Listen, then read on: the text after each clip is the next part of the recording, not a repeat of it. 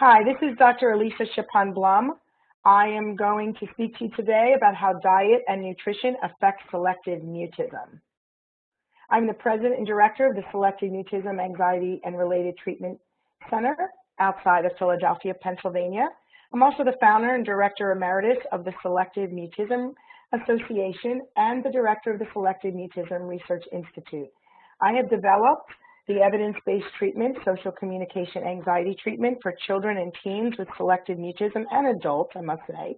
And I've been working with children for about 20-some years and have treated over 6,000 children. I'm also the founder and creator of our intensive group program, CommuniCamp. Today I'm going to speak to you about how diet and nutrition affect not only selective mutism, but anxiety in general. I'm going to explain how diet and nutrition impacts symptoms of anxiety and its implications to treatment with children with SM. And I'm also going to identify and understand the impact that eating can have with the following food groups. So in other words, complex carbs, et cetera, you can see them here. So I will be talking about this today. And I'll talk to you about how to identify helpful vitamins and herbs for anxious kids. And then we're going to talk about some additional recommendations to help reduce anxiety in children. And of course, I'll be talking a bit about a picky eater and eating well. So is there a connection between diet and selective mutism? People ask me that question very often. I will say that to date, there are no formal studies with evidence to support or negate this. That just means we haven't done studies on diet and exercise and nutrition on SM. However, since SM is an anxiety disorder, we can assume perhaps that those foods, nutritional aspects that we deal with, herbs, vitamins, etc., and recommendations to help lower anxiety will obviously help children with selective mutism because it's an anxiety disorder.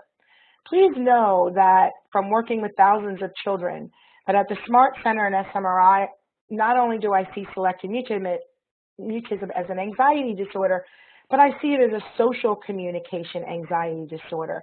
So it's not just being anxious, it's anxious over social communication. There are factors into the development and maintenance of SM, and there's stages that children communicate at. That's what the basis of SCAT is. If there's factors into the development and maintenance of SM, we can assume that these different factors that are involved in our children, whether they're factors into the development, why a child developed SM, and maybe why it's continuing, obviously can cause a child to feel anxious if these, one, are not addressed, two, not addressed properly, or children are misdiagnosed. Therefore, children will feel anxious if these situations are present, which many of our kids have, and we've done lots of studies on this. And if a child is communicating at a specific stage, let's say nonverbal, or they may not even be engaging, stage 0, and we're asking them to speak when they're not able to, stage 3, meaning asking them to speak or initiate speech, and they're not able to, we're actually exacerbating, creating more anxiety in a child. This is why for us at the SMART Center, and our understanding is to determine factors into why a child is selectively mute, which is what I just spoke about, as well as what stage the child is at in terms of their social communication in all aspects of their life, home, real world, and school. To us, it's critical because then we can get a baseline level of the child in terms of their communication, but as to what factors we need to address in treatment. So anxiety is not only from mutism or not speaking, but other stressors can cause anxiety symptoms as well. So here's a question.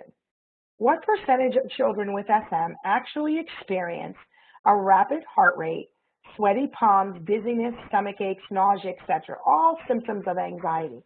Here's the answer. We really don't know.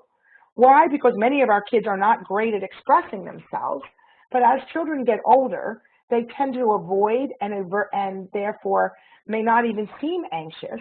So sometimes it's difficult to know exactly what these children are feeling. They almost get used to feeling in some of these ways. But since our kids have a social communication related anxiety, when they sense an expectation for speech and communication, especially if individuals are trying to get them to speak, when they are not at that stage of communication, or they're misunderstanding reasons why they're not speaking. For example, a child may have sensory processing disorder or sensory sensitivities, and they become overwhelmed in a setting, and someone's trying to get them to communicate, and they're not even able to adapt to their setting. That creates tremendous anxiety. If a child has some processing challenges where they're not processing what the teacher's saying, some subtle learning challenges, and we're trying to get a child to speak, to communicate, to express their needs, that creates anxiety if they're not able to. Same with if a child has an underlying speech and language challenge. They're not able to put their thoughts together and say them clearly. They're not even able to always understand what's being said to them, especially in a setting where they sense an expectation or they feel very overwhelmed. Again, anxiety can be created. Therefore, it's really, really important that we have a true understanding of the child's unique needs so that we can understand when some of these anxieties will occur and we can prevent them from happening. So anxiety, regardless of the cause, can manifest itself differently. Some get nervous tummy aches. I feel scared, Mommy. I don't want to go to school. Maybe they have show and tell. Maybe there's an expectation on them. Maybe they're overwhelmed in a loud, overwhelming setting. Maybe they have an assembly that day. Maybe they're going to a specials teacher, and the specials teacher doesn't really understand that the child isn't able to communicate effectively in that situation, and they're trying to get them to. So these children become very anxious just from these expectations alone. They become shut down or avoidant, and they may look visibly uncomfortable. Parents will say they'll get that deer in the headlight look sometimes, or they'll just look anxious. Many of the kids I see can almost, they seem unhappy, they seem sad, they have a flat affect in settings that they don't necessarily feel sad in. This flat affect is a sign of anxiety. Other children may act out behaviorally or seem overly stubborn and inflexible. So please know when you have a child who's acting out, seemingly uncomfortable looking, stubborn, inflexible, almost behavioral challenges, that can be a sign of anxiety. And so we have to kind of step back and say, hey, why is this child acting this way? Do they have some emotional regulation challenges? Are they not able to express their needs? Regardless of the cause, rather than try to get them to communicate or to misunderstand their stubborn and inflexible behavior, I really ask that you begin to see that as a sign of anxiety, to step back. Certainly you can speak to your treatment professional about this too, because there's lots of things we can do to help children feel safe, secure, and in control in an environment, regardless if there's a social communication expectation. The exact percentages and the specific symptoms have not been formally studied, as I said. So we're really going off what we see clinically. So if we were to examine the impact of diet on anxiety as a whole, we could apply these findings to our kids.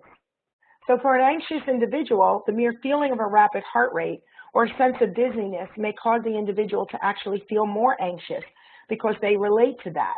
So they sense an anxiety, and the mind actually follows. So this can be something like eating a piece of chocolate, something with caffeine that can kind of cause the body to feel a little jittery. The child becomes wound up, his heart rate increases, his body senses the anxiety, his mind therefore takes over, and the child becomes very anxious, and anxiety will prevail. So we certainly need to monitor that, and I'll be talking to you about that. Studies have been done on panic disorder regarding how food impacts the child's feelings like that, but it hasn't been done on SM. So I put together a guide on how diet and nutrition may impact anxiety and therefore SM. We're going to talk about various food groups. I'm going to talk to you about carbohydrates. That's obviously the body's main source of energy, so we certainly need it, right? But there's kind of good carbs, as I call it, or the complex carbs, or simple refined carbs like the junk food. And I know, being a parent of 4 kids, although my kids are older now, that when a child is picking a food to eat, they often will pick not always the healthiest food. As a parent, we have to step back and think, how is this impacting my child? When they eat a piece of chocolate cake, are they getting kind of jittery, irritable? So I'm going to almost ask you to create a food journal for your child. So please take note of that. To create a food journal, of how your child acts after certain foods that they eat. Every child is different. Complex carbs are what we call fiber and starches. These are found in grain products, beans, peas, and obviously this is what we recommend the most because complex carbs tend to have more of a calming effect, primarily because it increases the amount of tryptophan or the precursor to serotonin, which we call the feel-good chemical, right? So if diets high in complex carbs can cause a calming effect, we can assume that would be beneficial to our children. Also know that with complex carbs, it basically creates a steady state in your child's system. They aren't getting the ups and downs of kind of sugary foods where they're getting like mood swings and feelings of like crashing a few hours after eating. So they're getting a kind of smooth sailing feeling, which actually reduces stress and anxiety. Look, we're looking for any way possible to help our kids feel less anxious. So therefore, we need to take all of this seriously. So if you say, well, my child doesn't like this, we're going to talk about picky eaters a bit later, but we're going to have to figure out how to change the diet and adapt the diet in subtle ways, slowly, so that the child is benefiting from the foods that are going to help them. Here's a list that I put together of various complex carbs that you want to look at and think about in terms of what you would purchase in the store. I want to talk a bit about the fresh vegetables. I'm going to mention it again, but the colorful vegetables are really important. How does your children eat them? Some won't eat them at all, right? Many of our kids are picky eaters. Sometimes we can take something like kale or spinach and actually bake them, and then they become chips. So be creative. There's lots of foods already made that you can purchase in healthy stores, like near us, we have a Whole Foods. You can basically buy these fresh vegetables as chips, and some of our kids, if we dip them in something kind of tasty that's healthy, they'll actually eat this stuff. So, and of course, adding to smoothies and things. So I can't emphasize enough the starchy vegetables, the colorful vegetables. Sweet potatoes are certainly better than a white potato. Pumpkin seeds are excellent. Baking those seeds, we often do those at Halloween. But these are very high in complex carbs, very healthy for us, include a lot of vitamins and nutrients. Fresh fruits, excellent. But please think about the juice your kids drink. Lots of our kids will drink orange juice or energy drinks or just simply the high C's and lots of flavored drinks. Please look at those ingredients because I promise you, many of the ones you might even be grabbing have a lot of sugars in them. And I'm going to talk about that in a minute. But just because you're drinking a fruit juice doesn't mean it's healthy because it could create a situation where one, your child is getting kind of just empty calories of sugary, what you call fruit drinks, but also the rise and fall of their blood sugar. So here's just a simple list of some kind of healthy foods, kind of common sense, right? But they're not. And I would ask, how often are you giving your children these kinds of foods? Cereals our kids like, we tend to pick more of the sugary foods. Please, again, read the label and we'll talk about that. But there are whole grain alternatives that taste pretty good and sweetened with honey, all sorts of kind of natural sugars rather than the sugary refined sugars of fructose and corn syrup. So there are ways to get alternatives. I have here at the bottom low-fat dairy or ideally non-dairy. I'm going to talk about dairy in a second, but dairy products can cause a child to feel anxious too. It may not be ideal for our kids with allergies, but also those with anxiety. We want to kind of hold back because of the inflammation effect and then the byproduct of feeling anxious. So back to carbs, we want to limit or eliminate the consumption of the simple carbs. There's a picture at the bottom of a fruit drink and a simple cookie. How often do our kids eat this in school? So for some of our children with anxiety, this isn't ideal. There's no nutritional value in this, and for many of our very sensory sensitive kids, by nature, I can tell you, having seen thousands and thousands of kids, that kids with selective mutism tend to be very sensory sensitive. They're sensitive to the world in general. They're also very sensitive to what they eat. So therefore, they may get more mood swings or sense of uneasiness by foods more than the average child. So please be aware of that our kids by nature are more sensitive. Therefore, they're going to react greater than the average child. So I'm not saying your child can't have chocolate or sodas or cakes or cookies or candy. I'm saying this is about moderation and awareness on your part. So when a family comes to my center for treatment and we don't address some of these issues, that's a little bit of a concern if your child is wolfing down these kinds of foods on a regular basis, especially our picky eaters. So chocolate, yeah, you could have chocolate, but maybe some of the darker chocolate, the higher cacao chocolate. Also, some of the typical candies have a lot of refined sugars in there, fructose, corn syrup, etc. So we want to pick and choose our chocolate and use it in moderation, especially with the caffeine effect. Sodas, there's lots of kind of fruit-flavored sodas with natural fruits or seltzer water with a fruit flavor. You could switch over to some of those types of sodas rather than the refined sugared sodas. And diet sodas by nature have a lot of artificial products in there, so I don't recommend that either. Cakes and cookies, we can eat lots of natural cakes and cookies without having tons of refined sugar. So therefore, it's moderation and really understanding what the ingredients are within the food. So kind of moving forward, I'm going to ask you to think about what foods, and I want you to journal them over the next week. Really journal. Weekdays of school or camp are different than weekends, right? Going out to dinners, eating at home, going to birthday parties. Take a note of how your child reacts about 3 to 5 hours after they eat certain foods and combinations of foods. So food journals are very, very important. And read those labels. Know what's in your food. Brown sugar, oh, that's supposed to be really healthy. I can tell you that many brown sugars are filled with corn syrup and high fructose. So please really read the ingredients.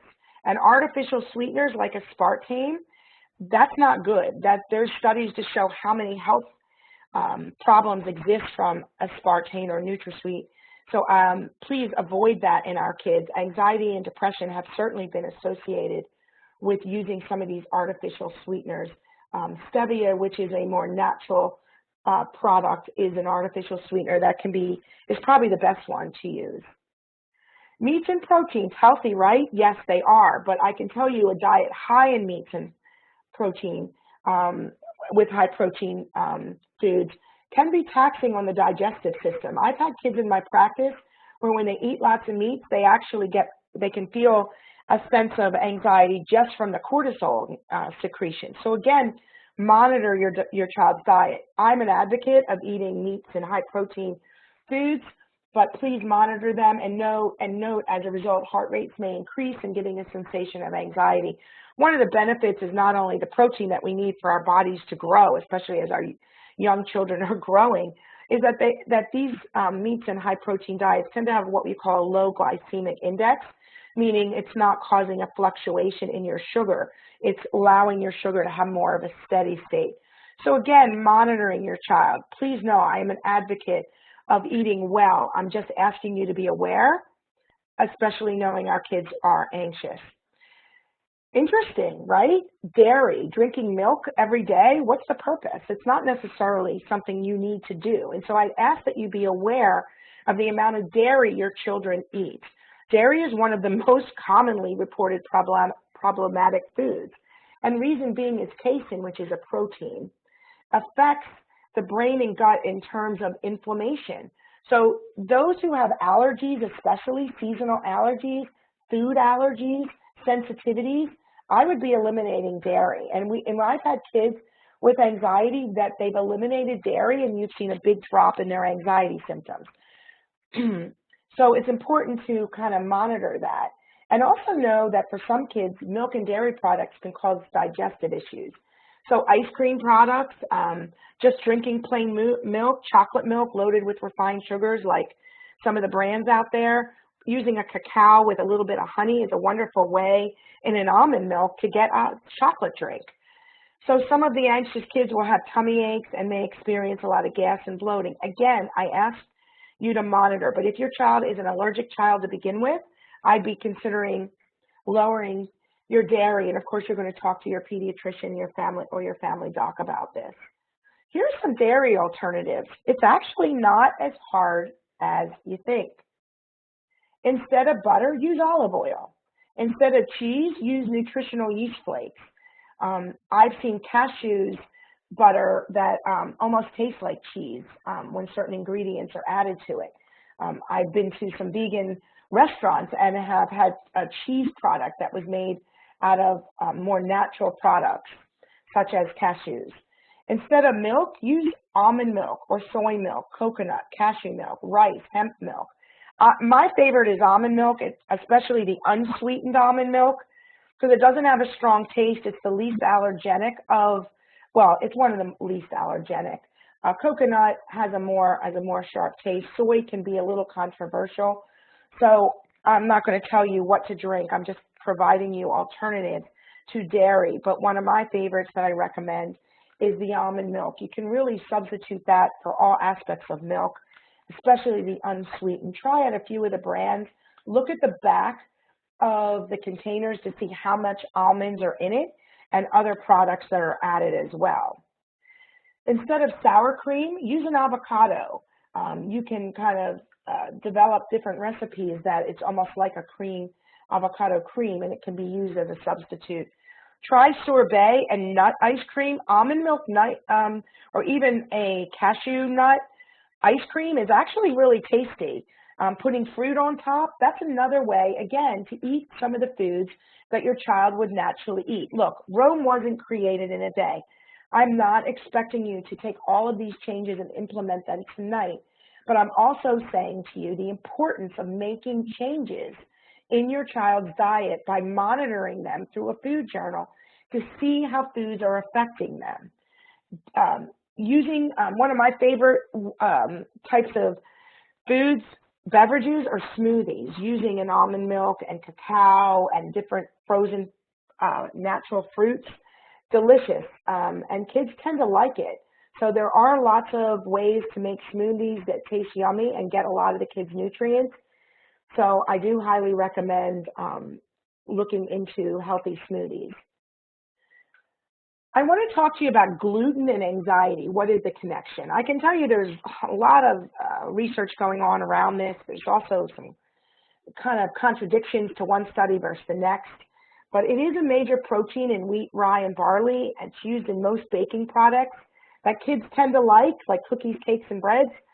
But there is a connection. Only 1% of the population has actual celiac disease, where 21% of the kids will actually have anxiety. So if your child is a gluten celiac child, 21% of the kids have anxiety from it. So you may not know with some of the younger kids, but if your child is having some GI issues and other reactions, skin reactions and so forth, you may want to speak to your doctor about this. But I wanted to talk to you more about non-celiac or gluten-sensitive individuals. 5 to 13%, because the research varies, are gluten-sensitive individuals. So they're not celiac. So think about that. More than 1 out of 10, perhaps, are gluten-sensitive. So if your class has 20-some kids in it, possibly 2 of those kids have a gluten sensitivity. And this triggers inflammation in the body, especially in all the different tissues in the intestine, which affects the absorption of various vitamins, which are critical for a child's well-being and their growth, but also because they need this to help from an anxiety perspective, which vitamins B, D, zinc, etc., those are very essential for mood. So if you have a gluten sensitivity and you can't absorb from the inflammation or other products that cause inflammation, it's going to affect what we need for our overall sense of well-being. And since 80 to 90% of serotonin, the feel-good chemical, right, that helps with anxiety and depression, is created in the gut, I'm sure many of you didn't know that. If you have a product or a food ingredient that causes inflammation in the colon, guess what? It's going to prevent or a certain amount of absorption of serotonin, not just the creation of serotonin. So therefore, gluten could limit the production of tryptophan, which is the precursor to serotonin. Therefore, we need to be mindful, is gluten something your child is sensitive to? And what I say is look at your food journal. You may want to do a gluten restriction. You might want to eliminate that from your diet for a few weeks to see, does your child's overall anxiety symptoms go down and some of the other symptoms. One of the number one symptoms of a gluten sensitivity is what we call brain fog. It's kind of like almost like basically like a heaviness in your mind, like a confusion. You're not processed as well. It's just some of us that as we get older, later in the day we get a brain fog. Well, I can tell you that some gluten-sensitive individuals will have that, and that's one of the reasons they go to their doctor. So pay attention to that with your child in terms of their ability to concentrate and to be attentive, and their confusion if you notice an association with eating gluten. And of course, I mentioned things like headaches. There's something, some kids get these skin rashes, especially in the upper part of their arms. It almost looks like little tiny bumps.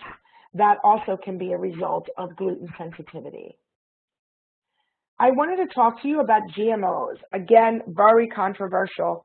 In 2000 and 2004, the National Academy of Sciences said that there really wasn't a connection between GMOs and health. That should say 2000 rather than 200.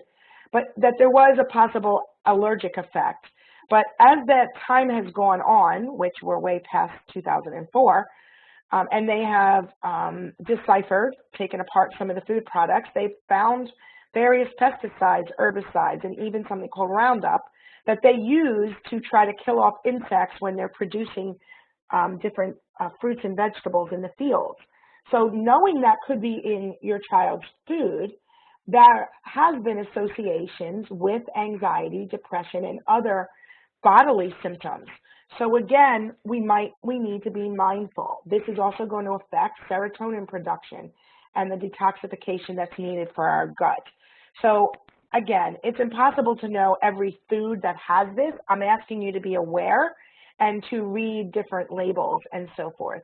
Here are the 7 most common GMOs. Corn. Our kids tend to love corn. They'll pick up the stalk and just eat it. 85% of corn grown in the U.S. is genetically modified. That's a pretty hefty percentage if you ask me.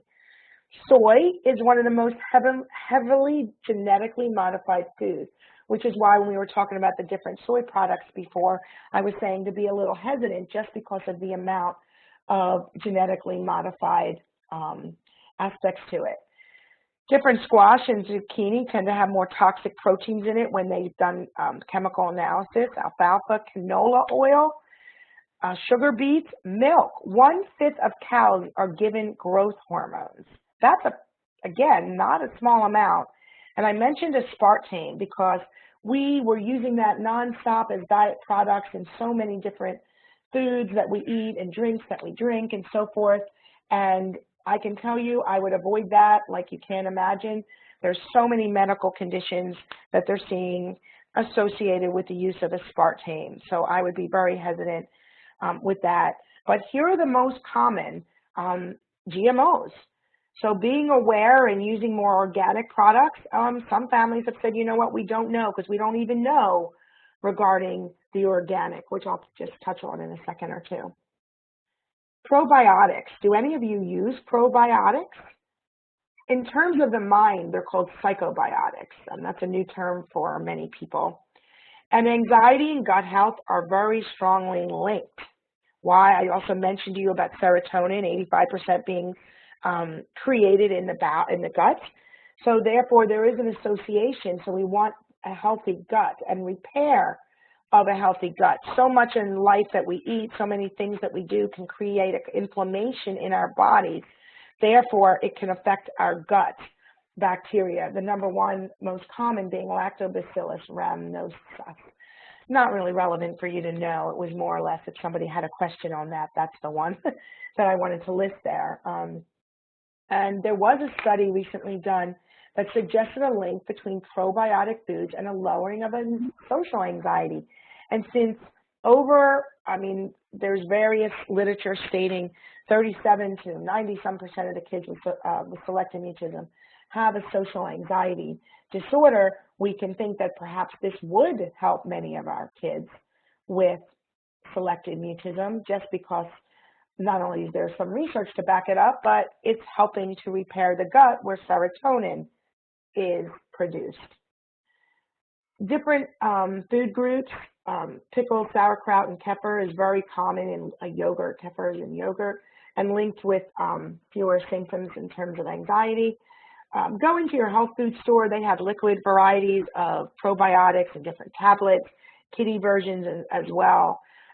Tablets and powders may have it. I tend to like the more live probiotics. And again, a great way to get them added to a smoothie. Many of them are not flavorful, so you could put them in and it's just good. It's in there and it's excellent for our kids, even for us adults. Let's talk about antioxidants. We hear about these terms a lot, right? A decreased antioxidant state in your body is correlated with an increase in anxiety. Therefore, if we think about using antioxidants, the most common, vitamin E, vitamin C, beta-carotene, various flavonoids. I just put some up there, big words there, right? And I mentioned about dark chocolate because of the caffeine and green tea because of the caffeine. But for the most part, these are excellent sources of antioxidants. And I listed some very common foods there that, one, we can think of using more, but also the fact that they are antioxidant and that this is a huge nutritional value for our children. So if your kids like apples, awesome. If your kids like berries, maybe even some of the freeze-dried fruits. If our kids don't like the regular fruits, you can buy those without any ingredients except freeze-dried. Nuts, different walnuts and pecans and so forth. And then I listed some of the most common vegetables that have antioxidants. Two spices I wanted to mention to you with pretty strong anti-anxiety and antioxidant effects are turmeric and ginger. Ginger is actually pretty yummy, and turmeric, not so much, but you can stick them in a smoothie in small amounts, and ginger is pretty good, so I don't think you're going to have as much of an issue with that, but these, again, are wonderful additions to some of the foods that you cook just to be sure your children or teens or even yourself that you're getting some of these extra, antioxidants. I wanted to talk to you also about vitamins and herbs. The B vitamins are probably one of the most powerful, vitamin B6 more specifically, as far as helping with the manufacture of serotonin in the brain, and it has a very strong impact on reducing anxiety. So children having B vitamins, I highly recommend.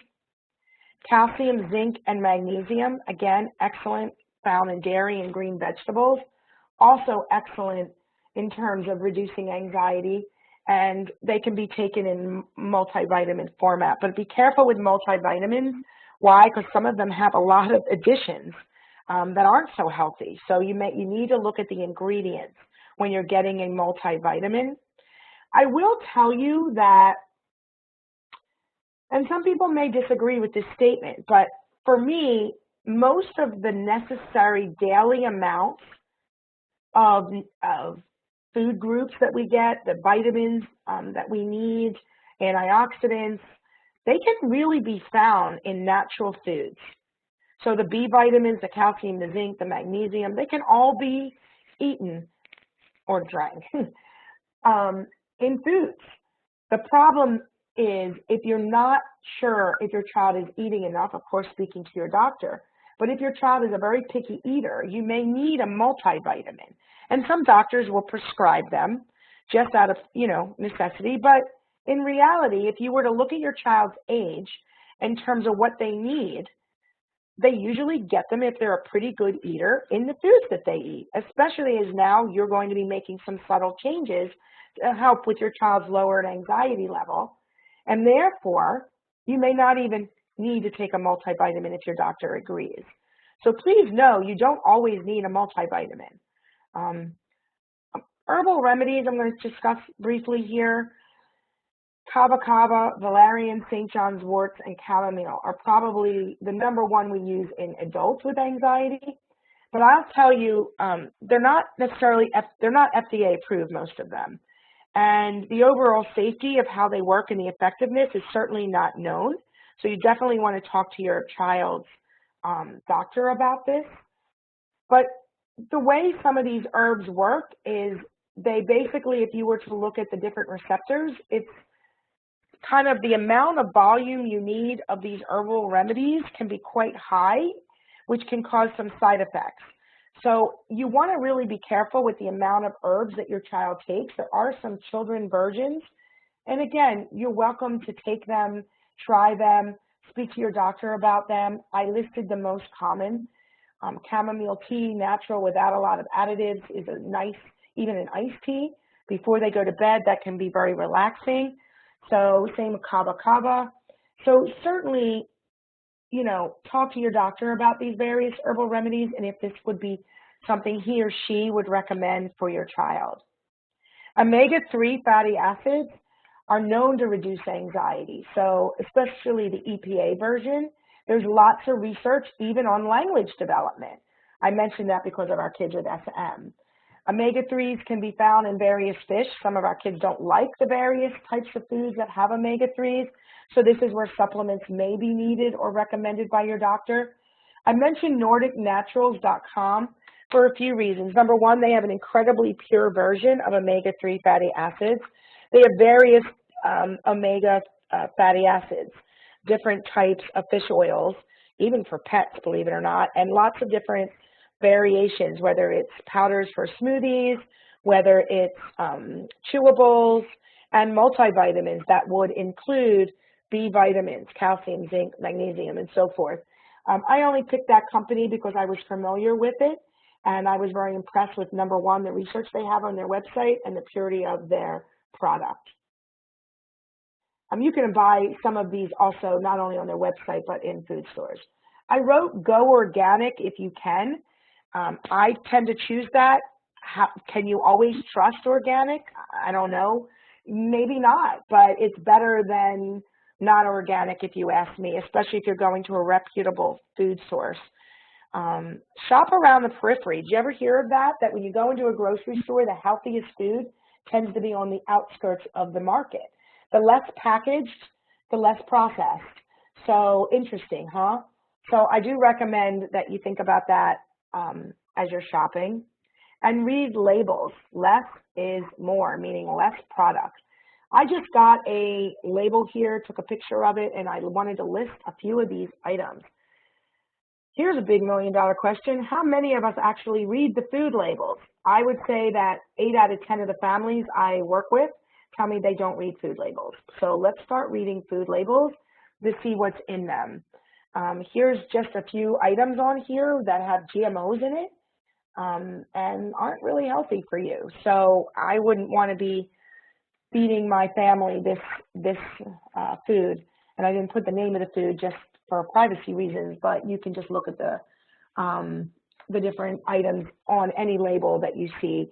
MSG or monosodium glutamates in a lot of Chinese foods, a lot of ethnic foods have that. Very much associated with anxiety. Some individuals can go into a full-blown panic attack just from having MSG. So be aware when you're going to, if you're Chinese food or Japanese food or etc. Just be aware, and you may even need to ask if you go to a hibachi, do they add MSG to their foods? And hopefully that what they tell you, if they say no, is the truth. Read labels. I got this from a website called nourishinteractive.com, and I thought this was interesting, and then I just placed a few pictures. Teach the kids to read food labels. How cool would it be as your kids are looking at labels and helping you do this, right? It's going to help you pick the foods that are good, but it's also going to help you avoid foods that aren't good, and it could be pretty fun for kids. I'm all about charting. Families that know of my work know that I like to chart. Therefore, having kids check off the foods they're looking for or list of items they don't want would be wonderful. Again, families that know of my work in the SCAT program know that we do tons of work with exposure, where we're working on the different stages of communication using peers and parents, using them as verbal intermediaries, using the script approach, using visuals, and the way we question the child. So not only are you going out to expose your child to social communication strategies, but now you're actually making it fun by doing a scavenger hunt for the right ingredients. Honestly, I think that's pretty much a win-win situation. It gets your child involved. So as our children age, it helps them realize, look, you may not love that food, but it's healthier for you. Again, I'm all about talking openly with children, of course, based on their age and their ability to understand. But the more open we are with our kids, the more they understand. So if you're picking a food they're not loving, you can talk with them about why you chose that food and maybe together come up with alternatives that your child likes. It's amazing how creative families can become with this. But again, getting your children involved is something I highly recommend. Here's, again, some activities you can do. Find the canned fruits with the lowest amount of sugar, because we talked about fructose, corn syrup, all sorts of refined sugars. Yeah, getting canned pineapples can be yummy, yummy, right? But you want the unsweetened natural kind versus the ones loaded with sugar. Why? Because of the mood swings that can occur. So here you are attending a webinar on nutrition. If these things are done, you should see changes in your child in terms of their overall, not only their anxiety, their mood swings, their behaviors, and so forth. Find the frozen vegetables highest in vitamin A. Choose a cereal high in fiber. Again, fiber is a complex carb. Picking a pizza with whole wheat versus, the kind of white refined sugars. And the lowest in fat. And suggest a natural juice with no added sugar. So again, the food label game, make it fun. Get your kids involved. It will help them, and it gives them a sense of ownership. Uh-oh, what about the picky eaters? We have quite a percentage of kids that are sensory sensitive kids, right? So speak to your pediatrician in terms of if your child is growing and doing well in terms of their weight and their height.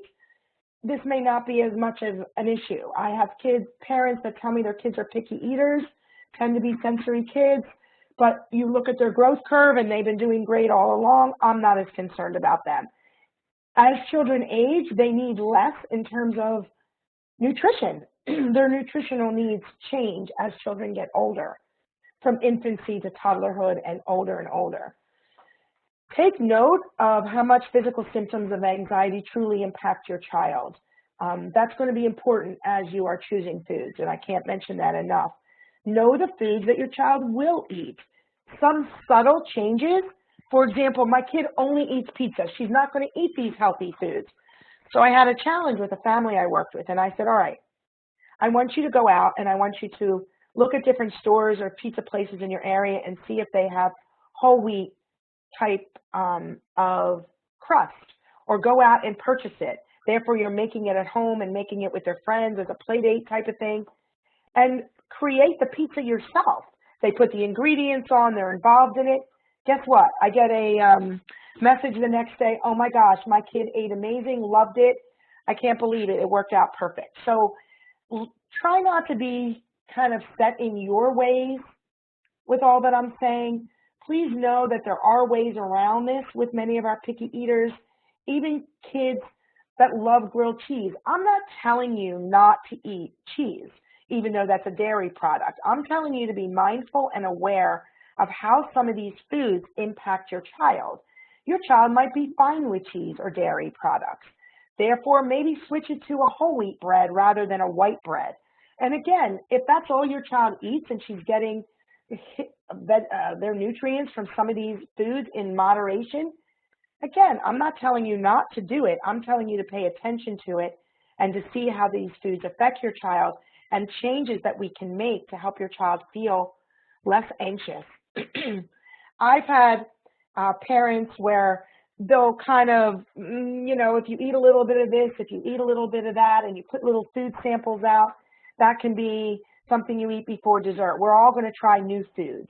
And so that's been a way that some families have helped some of the picky eaters.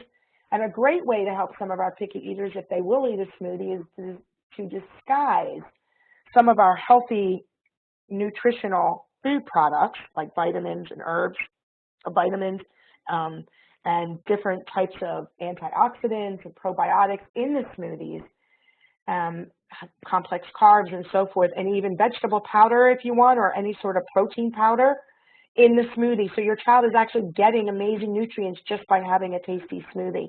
And again, the more involved, engaged they are in the product, the more likely they're going to eat. Plan ahead for your meals. The hardest thing, and I know this from experience, is when you go shopping without a list and you plan your meals and you don't plan your meals. So for example, everybody's hungry at 5 o'clock and you haven't done any pre-planning. Kids start grabbing things from your cupboards. Of course, that's a whole thing in itself, how much you have there. Or you're running out and you're grabbing a fast food. So I've told families that we've talked about this with, one day a week, maybe on a Sunday, have about an hour where you guys talk about your schedule of the week. Many of my families are working on behavioral issues in itself, so we're creating schedules and the child knows what, when, and where, or when they're playing their social communication games and they're going out and they're doing them. Hey, add meal planning to that schedule, right? Talk about when you're going to go grocery shopping, what you're going to do during a play date, what you're going to create as far as a healthy kind of dessert meal, right? But it's all done healthy. These are, again, make it fun. Prepare the meals together. Try different foods. Interesting. It takes about 15 to 20 times to introduce a food for kids to adapt to. I think that's pretty interesting, right? So in other words, you try a food, child doesn't like it. You try a food again, child doesn't like it. 15 to 20 times for your child to adapt to a food that they may not love at first. I do think there's a lot of different choices you can make, different flavors of the same name type product, like whole wheat pizza crust, right? So you might need to experiment with different types and different brands. The good news is there's lots of different already made foods that you can get in if you don't want to bake the foods. There's great recipes you can get online, but if you don't want to do that, you can buy a lot of these very healthy food choices either online at some stores, especially ones with like paleo diets. That's, you know, they tend to have more healthier ingredients. I'm not telling you to put your child on a paleo diet. I'm just saying this is where you can get some healthier food choices that don't have a lot of added ingredients. Also know that they, in some of the health food stores, like your grocery stores that are healthy, you can get a lot of these foods already made, so you don't even need to make it. And again, have friends present. It can be very distracting and very, very fun. So let's talk about those kind of other things that can help. Plenty of water. Did you know that when a child is dehydrated, like in the heat, when running around, going to camp, or just running around and playing sports, can lead to dehydration, which can lead to fatigue, headaches, and guess what? Feeling anxious. When you're dehydrated, your heart's trying to pump more blood to different organs. That can create a feeling of anxiety. So therefore, make sure your kid is hydrated. How much water? Most people don't know how much water an individual needs. With healthy kidneys, you can regulate how much water you have in your body, meaning you can't really drink too much if you're around this number. So 6 to 8 cups per day is a healthy amount. A lot of families will have little water bottles that they have around. They'll even have fruit-infused water. Look at this, right? How cool is that? And your child gets to add it. In my home, we have a pitcher of water that has fruit infused. I add a little lemon juice, a little lime, a tiny amount, and that gives it a flavor. Even just strawberries or oranges can make water taste good. So for the kids that say, oh, it's boring, I don't want it, I want that fruit juice drink, Mom, that's loaded with sugar, I would say start to change this. You could add a little bit of honey into this. Make it yummy, and it's all natural. It's not the refined, simple, high fructose, sugary type products. Regular physical exercise. Well, it's pretty common, right? Our kids are using these devices more and more. They're on the computer. They're on video games. Here's a question. How much exercise does your child get? Well, I'm not a young kid anymore, I guess you could say. I remember when I was younger, we didn't have computers. We didn't have iPads or different devices that we were sitting on all day. We went out and ran around and played with our friends. That's what we did. Nowadays, kids aren't doing that as much. That's just pretty much the way it is. Kids tend to sit inside more and do their devices rather than getting out and moving. You need about 60 minutes of activity a day. That's a lot of activity. Think about it. Hopefully, if they're running around at camp or at school and gym, then you're getting some of that. But most families will say, no, they really don't get that. And I know that you may not, but if you aimed for 30 minutes 5 times a week, heck, that's a start. Something as simple as taking a walk after dinner or sometime midday, that's getting some exercise. You could go for a 30-minute walk around a track or in a park, go to the zoo, go to a play zone, wherever you are, just think about walking. You can make it fun too by getting a Fitbit. I personally have an Apple Watch and I love to watch my steps. So this is a great way to try to get a certain amount of activity a week. You could talk to your doctor about how much he or she wants your child to get, but I would ideally go for 60 minutes. And strength training about 3 times per week. I had a teenage boy in my practice, and I implemented an exercise plan for him. When I spoke to the family the next month during our consultation, they couldn't believe the difference in his overall mood. So he wasn't necessarily, building major muscles, right? But he was moving enough that the feel-good chemicals, the endorphins, that create a sense of euphoria and calmness, it was occurring, and this child felt calmer. Parents couldn't believe the difference in this child. So they had a journal. They journaled how often he exercised. And for those that, as they get older, untreated anxiety or anxiety in itself can get worse if it's not addressed. Exercise is amazing for anxiety. It's just incredible how it's just a release. So I can't emphasize enough regular physical exercise, and I really challenge you to figure out ways that you can get exercise into your life. It's just really needed. Of things like yoga, child yoga, mindfulness, walks outside, wonderful ways to help with lowering anxiety, but I can't emphasize enough the movement activities that are needed as well. And making it a game. Do you remember old-fashioned hopscotch, right? Well, that's a wonderful way to get some jumping in, some moving in, gymnastics, push-ups. This was kind of like a class at school. We had a picture here where they took a picture of the kids doing some of these activities. So sometimes the schools are doing it, which are certainly helpful to us. Plenty of rest and relaxation, adequate sleep. Again, using devices at night with the lights on the devices, that can actually affect our ability to sleep. Well, if you're not getting enough sleep, it affects our immunity and it affects our stress level. So I need you to look deep into this. How much is your child sleeping? I just put like a simple chart up here that I found that, has numbers that you want to really get to. So I do recommend that you think about these numbers and think about where your child is on this. And I would avoid the use of the devices at night, a couple hours before evening. Some of them have some light adaptations you can use to help with the light. So this has been awesome for me to explain this to you, and I enjoyed putting this presentation together. Choose foods such as complex carbs. They increase serotonin and the calming brain chemical that we need in our body. We talked about that. Eat protein at breakfast because it gives them energy for the day, and it also allows a steady state in blood glucose. Limit your caffeine.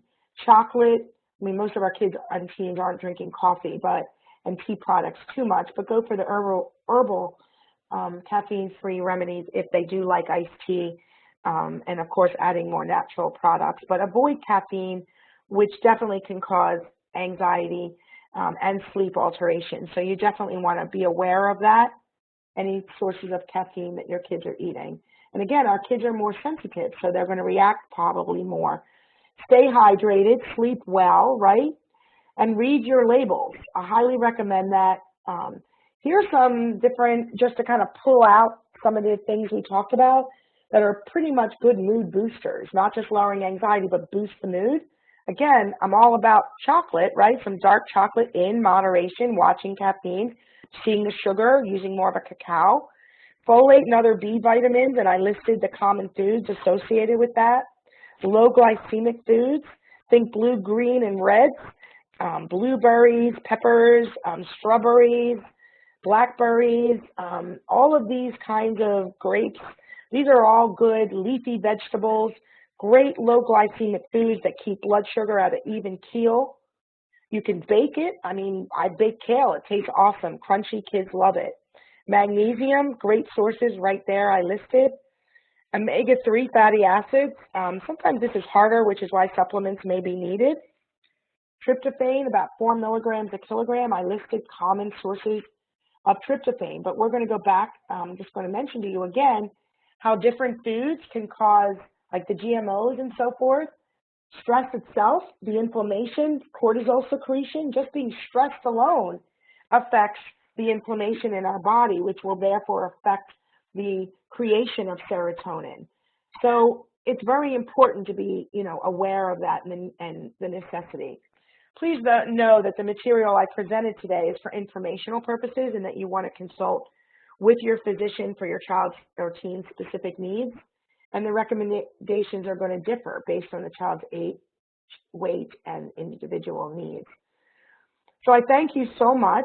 I can't end this presentation without thanking you and taking what I said in terms of just an overall understanding. We will send you this, you'll have this presentation, but to really think about it, journal, take note of your child's behaviors, think about it. Know that SM is a social communication anxiety that's more than just not speaking, and understand there's factors into the development and maintenance of SM, and there's stages of social communication. If you're interested, we have something called Communicamp, which is our intensive group treatment for kids with SM. Goes from 3 to 15 years of age as of right now. So we're very excited about it. People love the camp. The kids do amazing. Parents learn all day for 3 full days. Starts with a pizza party, ends with an ice cream party, and the kids love it. So if you have any questions, please reach out to us, selectivmutismcenter.org. Go to our camp at communicamp.org. Send us an email. Give us a call. We're here for you. I hope you enjoyed this presentation, and thank you again so very, very much.